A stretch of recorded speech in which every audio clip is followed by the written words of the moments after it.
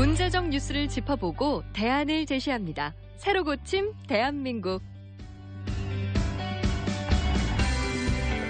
네, 대안을 제시하시는 두 분을 모셨습니다. 노영희 변호사 나오셨고요. 어서 오십시오. 네, 안녕하십니까. 오창익 인권연대 사무국장 모셨습니다. 어서 오세요. 안녕하세요. 네, 자, 오늘은 제가 이 소식부터 전해드리겠습니다.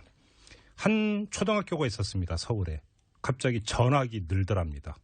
그래서 이유가 뭔가를 살펴봤더니 전에 다니던 학교에 다문화 가정 학생이 많아서 전학을 한 것으로 밝혀졌습니다. 그래서 실제로 조사를 해봤습니다. 서울 지역 초중학교를 조사해 보니까 다문화 가정 학생이 많은 학교의 전학률이 적은 학교보다 2배 가까이 높은 것으로 드러났다고 합니다. 그러니까 다문화 가정 자녀 학생하고는 같이 학교 못 다니겠다 해서 전학을 시켰다라는 겁니다. 노영희 변호사님, 한 말씀 해주시죠. 진짜 만약에 물론 사실이겠지만 사실이라면 정말 마음이 아픕니다. 네. 왜냐하면 우리가 좀 더불어 살아가야 되는 이 상황에서 그런 식으로 다문화 가정이 아니라는 것 때문에 예. 이렇게 사실은 우리 스스로가 차별을 먼저 하고 있는 거 아니겠습니까? 그렇죠, 이것은 그렇죠. 사실은 매우 바람직하지 않고 마음이 안타깝다 이런 생각이 드네요. 예.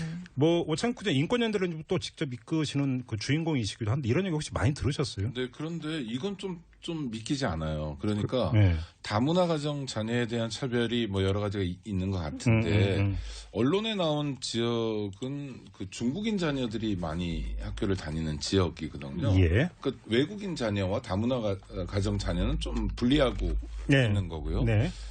중국 동포, 예. 중국인에 대한 차별 때문에 전학 사태가 빚어진 것 같고 그거를 그냥 다문화까지 이렇게 한꺼번에 이야기하는 것 같아서 약간 과장이 있는 거 아닌가 또는 언론이 좀 차별을 거꾸로 조장하는 건 아닌가 하는 생각도 들 정도로 좀 믿기지 않는 기사였습니다. 그러니까 중국인 자녀가 좀 이제 밀집되어 있는 곳이다. 근데 그 지역에 중국 사람들 많고 중국인들이 부동산도 많이 구입했고 네. 또 관련 영화도 나오고 그래서 중국인이나 중국 동포들이 반발도 하고 예. 그런 지역이 서울 어디 있지 않습니까? 네네. 그 지역을 얘기하는 거라는 그런데 거죠. 이제 같이 왜 그 개방된 그 자세와 태도로 같이 어울리지 못할까라고는 근본적인 어떤 문제 의식은 그럼에도 불구하고 유지가 될 수 있을 것 같은데. 그렇습니다. 네. 사실은 그 가장 큰 문제는 바로 이것 아니겠습니까? 네. 우리가 이제 예를 들어서 이제 외국에 나가가지고 동양인 차별한다 이런 얘기 들으면 우리 열받잖아요. 예. 같은 동양인으로서 한국인으로서. 그잖아요. 그러면 사실 그런 이야기가 많이 있었습니다. 우리 사회는 그러면 외국인들한테 정말 개방적이고 포용적인 사회인가? 전혀 아니죠. 오히려 더 심하다 이런 얘기도 네네네. 있었잖아요. 사실. 그렇죠. 오늘 이 이야기를 좀 한번 해봤으면 좋겠는데요.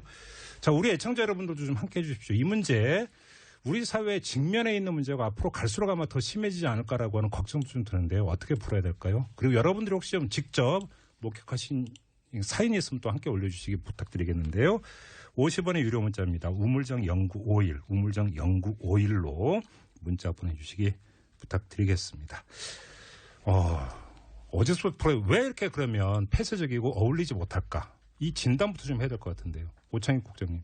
그러니까 우리 사회 같은 한국 사람들끼리도 남성들이 여성 일반에 대해서 혐오하는 문화가 좀 갑자기 생기기 시작했고 그러니까요. 네. 남성이 또 혐오 대상이 되기도 하고 동성애자나 장애인 같은 거 오래된 것 같고요. 네. 심지어 저는 최근 며칠 동안 정말 깜짝 놀랐는데 우리 대부분의 사람들이 마음 아프게 생각했던 탤런트 김주혁 씨 네. 죽음을 놓고도 비하하거나 혐오하는 사람들이 있다고 그래서 참. 네. 정말 아이고 참일 수밖에 없는데요. 네. 그런 상황이니 외국인이라거나 또는 인종이나 문화가 다르거나 언어가 다르면 오죽하겠나라는 생각이 듭니다. 그러니까 우리가 어느 틈엔가 차별 의식이 굉장히 커졌고요. 네. 또 차별 차이에 대해서 관용하지 못하고 차별 받아도 마땅한 사람이라는 어떤 사람들을 상정하고 있는 게 아닌가.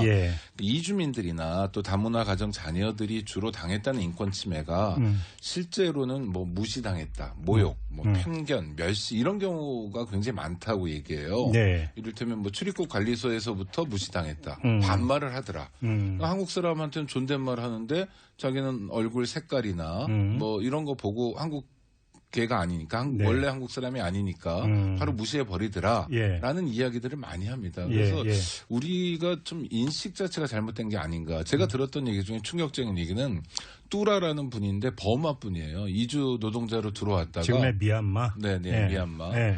버마뿐인데 이주 노동자로 들어왔다가 버마 민주화 운동에 아주 헌신했던 분입니다. 예. 지금 이제 다시 버마 가서 뭐 사업도 하고 잘 지내시는데요. 이분이 처음에 공장 다닐 때 들었던 얘기 중에 정말 황당한 얘기가 야, 니네 나라도 해가 뜨냐? 이런 걸 물어봤대요. 아, 싫어합니다. 싫어해요, 진짜? 네. 아니, 진지하게 물어봤대요? 진짜래요. 네. 아니, 그러니까, 아니요. 진짜 한국 사람들 중에 그런 분들이 있어요. 아프리카계 사람들 만나면 거긴 정말 다 뭐 사자가 뛰어놀고 막 초원이기만 하고 이런 생각들 있잖아요. 굉장히 무지에서 비롯된 편견인데 네. 만약 니네 나라에 해가 뜨냐라는 질문을 버마 사람이 실제로 받았다는데 예. 미국 사람이나 캐나다 사람, 유럽 사람 또는 일본 사람이면 그런 질문을 받았겠냐 하는 의문이 들어요. 네. 그러니까 차별, 외국인 또는 이주민, 다문화 가정 사람들에 대해서 차별을 하는데 이게 주로 고소득보다는 저소득.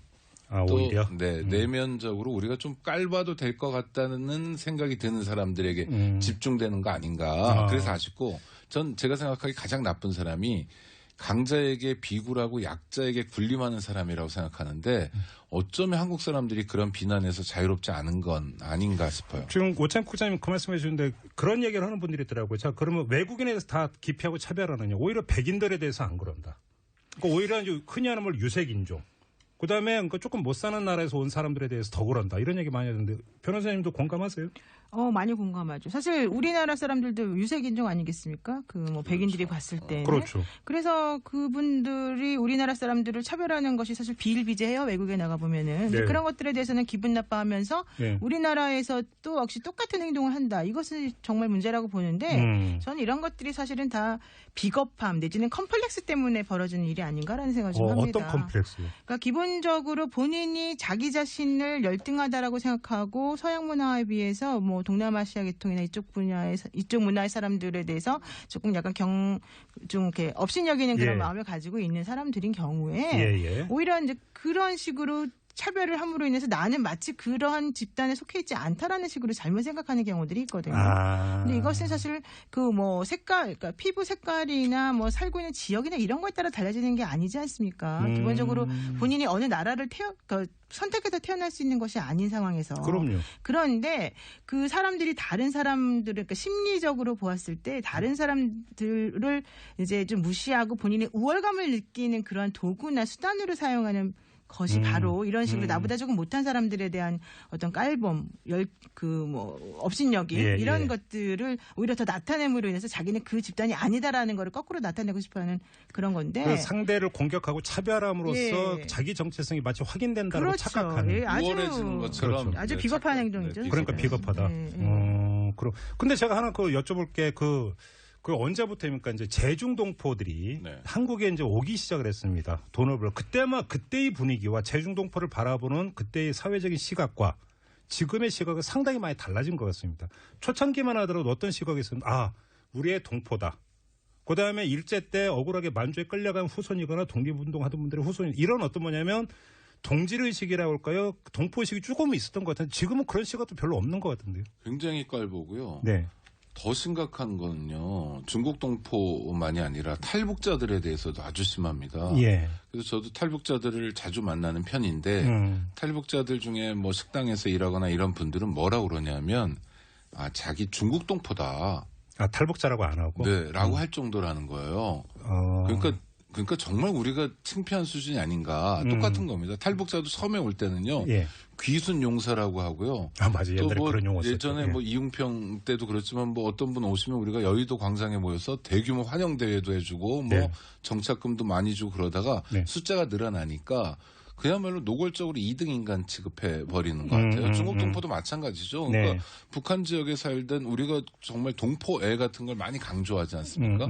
중국 지역에서 왔든 간에 우리 동포인데도 불구하고 이것도 역시 어떤 차이가 있냐면 제미교포나 제 캐나다 교포, 제 독일 교포, 제1교포와 달리 제중동포만 유독 달리 부르는 것 같고 부르는 용어도 그렇잖아요. 조선족 이렇게 해버리잖아요. 그 중국 사람들 한족이 부르는 건데 또는 뭐 그 러시아 동포에 대해서도 뭐 고려인 이렇게 해가지고 부르는 것 자체가 좀 차이가 있는 것 같고요. 네. 근데 좀 부끄러운 모습이 있는 것 근데 같습니다. 아마도 이제 경제적인 부분이 사실 많이 차지하는 것 같아요. 그리고 또 이제 현실적인 문제도 있는 것 같아요. 이제 무조건 그러한 상황을 막 욕할 수만은 또 없는 부분이 있는 것이 이제 서로 다른 문화권에서 오랫동안 사실 생활을 하다 보니까 우리가 생각하는 그 동포의 모습하고 실제 그분들이 보여주는 모습이 다르다라는 거죠. 우리가 이제 겪어보니까 그런 상황에서 이거 좀 아닌데 이제 이런 식의 생각이 쌓이면서 이런 식으로 조금 변화되는 것 같고 또 하나는 이분들이 경쟁 상대로서 이제 우리나라에서 그 자리 잡는 그 방식이나 이런 것들 때문에 또 문제가 좀 있어요. 일자리 문제 말씀하시는 겁니까? 그러니까 예를 들면은 그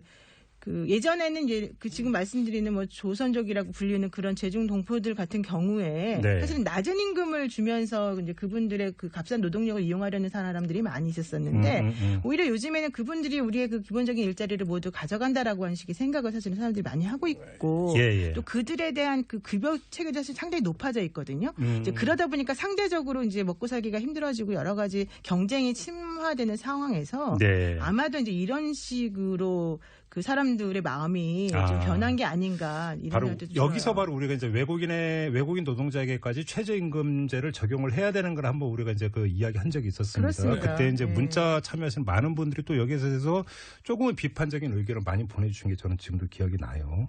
근데 좀 얘기를 좀 좁혀서 저는 개인적으로 이런 경험이 제가 어릴 때 살던 고향 마을에 주한미군이 주둔한 부대가 있었습니다. 그리고 거기에 혼혈아라고 부르는 거 비하적인 표현입니까 혹시? 네, 혼혈아. 아무튼 이제 그런 지금 부르는 우리가 다문화 가정의 자녀라고 해야 되는 거죠. 그때는 이제 혼혈아 했는데 제가 왜 말씀드리냐면 같은 학년 친구였는데 그때 아주 그 비하적으로 방송에서는 표현할 수 없는 비하적인 용어가 있었습니다. 그렇죠. 너는 뭐라고 하는 방송에서 못해요. 근데 저 어릴 때를 가만히 그러니까 돌아보면은 아무렇지 않게 걔한테 계속 그런 표현을 쓴 거예요. 너는 뭐 아니냐. 그리고 결국 이사 갔거든요, 서울로.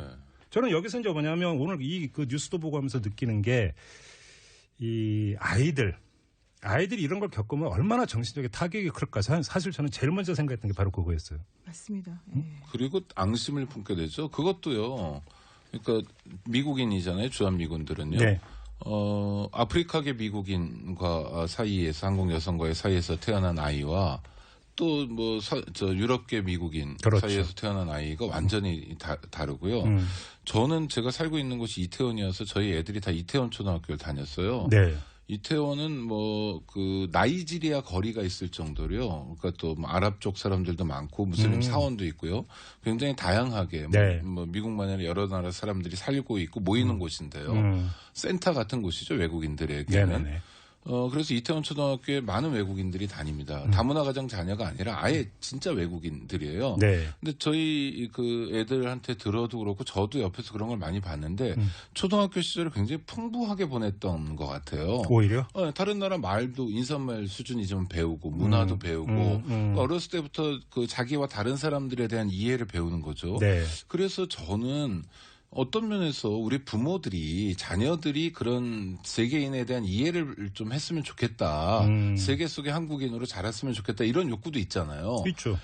꼭 그 국제학교에 많이 보내고자 하는 게 대학 보내기 쉬워서만은 아니라 그런 것도 있을 것 같아요. 근데 어느 국제학교 가보면 뭐 외국인은 별로 없고 한국인이 많다고 하는데 하여튼 그런 면에서 중국 사람들과 어렸을 때 뭐 대다수도 아니고 일부 몇 명 끼어 있는 건데 같이 배우면서 자라는 건 오히려 바람직한 일이 아닌가라고 지금 좀 생각을 바꿔주시면 어떤가 싶습니다. 이 육사님이 딱 그 문자를 주셨는데 내 생각에는 거꾸로 제2외국어를 애써 배우려고 애쓰지 말고 어린 나이에 미리 배워둔다고 생각하면 거꾸로 전학을 와야 하지 않습니까? 이런 문자를 주셨네요. 그러니까 저희 애들도 어렸을 때 초등학교 때 살람 알라이쿰 뭐 이렇게 아랍 사람들 하는 인사 있잖아요. 아니 근데 그 외국인들한테 태국 같은 데 가서 무슬림들한테 그런 인사를 어느 나라나 마찬가지인데 굉장히 반가워해요. 형제처럼 정말 반가워하고 우리 집에 가서 그 인사말 한마디에? 그렇죠. 우리 집에 가서 밥 먹을래? 뭐 우리 집 가서 잘래? 뭐 이런 얘기도 합니다.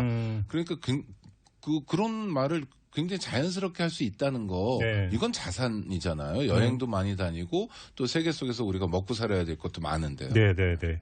근데 지금 한번 이걸 여쭤볼게요. 지금 다문화 가족 지원법이라고 있지 않습니까? 있죠. 네, 있습니다. 지금 이게 법률적으로 이게 되어 있는데 이게 실효 있게 지금 집행이 되고 있고 적용이 되고 있다고 평가를 해야 되는 겁니까? 어떻게 봐야 되는 겁니까? 지금 그 다문화 가족 지원법이라고 하는 게 원칙적으로 2008년도에 이제 제정이 됐는데 예. 실질적으로 사실은 이 법에 제대로 뭐 그 다문화 가정에 있는 자녀들이나 식구들에 대해서 지원을 하고 있다라고 좀 보기는 어려운 부분이 사실은 많이 있어요. 그래서 물론 아직까지는 이런 다문화 가족 지원법이라는 게 있는지조차도 모르는 분들도 사실은 상당히 많은 부분이 그렇겠죠. 있는 것이고 그렇죠. 이게 원래는 뭐 다문화 가족 구성원의 안정적인 가족 생활을 영위하겠다 뭐 이런 식으로 좋은 목적으로 만들어지긴 했지만 네. 그렇게 하기 위해서는 그 나라에서 지원도 많이 해주어야 되고 일단 무엇보다도 국민들이 이들에 대해서 차별하지 말고 도와줘야 된다는 생각 자체를 기본으로 가져야 되는 건데 네. 그런 것들이 없는 상황에서 이제 정책적으로만 이런 것들을 표방하다 보니까 안 되고 더 문제는 이 법 자체가 사실은 상당히 그 추상적으로 지금 만들어져 있더라고요. 예를 좀 들어줘. 어떤 네. 식으로 되어 있는지. 그러니까 예를 들면은 뭐 다문화 가족에 대한 이해를 증진해야 된다. 네. 5조에서 이렇게 나와 있어요. 예. 그러면서 국가와 지방자치단체는 다문화 가족에 대한 뭐 사회적 차별 및 편견을 예방해라. 또 뭐 이해교육을 실시하고 홍보 등에 대한 조치를 해라. 먼저 이런 식으로 나와 있고요. 네. 또 지상파 방송 사업자는 뭐 그 홍보 영상을 제작해서 송출할 수 있다. 뭐 이런 경우 여가부에 뭐 지원을 요청할 수 있다. 이제 이런 식으로는 사실 되어 있어요. 네. 근데 그렇다고 해서 실질적으로 그런 행위나 이런 것들이 제대로 이루어질까라고 하는 걸 생각해 본다면 사실은 그러지 않을 거잖아요. 네. 게다가 이제 이런 것들을 제대로 하지 않은 경우에 뭐 예를 들면 처벌 규정 이런 게 사실 있는 것도 아니고 그냥 그렇기 때문에 사실은 문제가 여러 가지 점에서 이제 큰데 지금 저는 그런 것보다도 이제 전체적인 상황에서 봤을 때 좀 상호간의 이해를 하는 그런 그 장이 먼저 마련돼야 되는 게 아닌가 그렇죠. 그래서 좀 하고 있습니다. 예. 근데 오창익 국장님은 직접 어쩌면 차별의 현장에서 인권 활동을 하고 계신 분이잖아요. 아니 다문화 가족 지원법 다문화 가족이 뭐냐 하면 누군가는 한국 사람인 거예요. 그렇죠. 그 중에 한 명은 그렇죠. 최소한. 그렇죠. 결혼 이주를 했다. 네. 보통 여성들이 많이 들어오시는데 네, 그렇죠. 그럼 네. 아빠가 한국 사람이고요. 그 사이에 태어난 아이예요. 그러니까 이런 법이 만들어진다는 것 자체가 지금 외국인을 차별하거나 중국 동포도 엄밀하게 얘기하면 중국 국적을 가진 외국인이잖아요. 그렇죠. 그러니까 민족 구성원이다라는 것만 같을 뿐이고. 법으로는 그렇죠. 그렇죠. 네. 그러니까 외국인이 아니라 한국인인데도 불구하고 차별받고 있다는 거예요. 그래서 다문화 가족 지원법을 뭐 국가에서 만든 거고요. 노 변호사의 말씀대로 여러 가지 뭐 교육도 지원해주고 또 폭력 같은 거로부터 좀 안전하게 국가나 지방자치단체의 역할을 부여하고 있는데 잘 돌아가고 있다는 느낌은 못 듭니다. 안 듭니다. 네. 문제는 한국 사람임에도 불구하고 다문화 가정이라고 해서 차별이 존재하고 그 안전장치로서 다문화 가족 지원법이 있는데 한국 사람이 아닌 사람들은 오죽하겠냐 하는 면에서 좀 답답함을 느낀다는 겁니다. 지금 아까 얘기했던 그 학교 얘기도 예. 다문화 가족 얘기가 아니라 중국 사람들 또는 중국 동포들 얘기였으니까요. 지금 3749님이 문자 주셨는데 여기에 사실은 그 담겨있는 이야기가 많이 있는 것 같은데 한 국회의원이 아프리카 대학생들하고 연탄 자원봉사를 하다가 연탄하고 구분이 안 된다라는 인종차별적 발언을 하고도 어물쩍 넘어갔죠. 아프리카 사람들한테 했던 거죠. 네, 인종차별 말이나 폭력은 법으로 엄한 처벌을 내려야 합니다. 이렇게 그 지적을 해주셨는데 100번 맞는 말씀인 거예요. 이게 공개적으로 특히나 이런 차별적 발언으로 이러면 이거 처벌 대상이 돼야 되는 거 아닙니까? 그렇죠. 근데 처벌이 안 되고 있잖아요. 근데 사실상. 문제는 그런 발언이 인종차별적 발언이라는 것 자체를 사실 인식을 못하는 경우가 많다는 거예요. 허허, 참. 제가 봤을 때는 그 말을 한 국회의원 같은 경우에도 네. 아마 자기 딴에는 농담한다라는 식으로 했다는 그런 얘기를 제가 들었거든요. 네네. 그러니까 사실은 그러한 식의 발언을 하면 안 된다는 것 자체를 교육을 못 받았기 때문에 이런 문제들이 해결이 안 되고 계속해서 문제가 되는 거라서 네. 물론 당연히 처벌도 필요하고 여러 가지 조치를 취해야 되겠지만은 네. 그 전에 먼저 교육이 좀 제대로 선행돼야 되는 게 아닌가라는 교육? 생각이죠. 근데 문제는 그 첫 번째 교육인 학교에서 지금 이런다고 그렇습니다. 하니까 사실은 문제 그 의식이 더 심각한 거 아닙니까?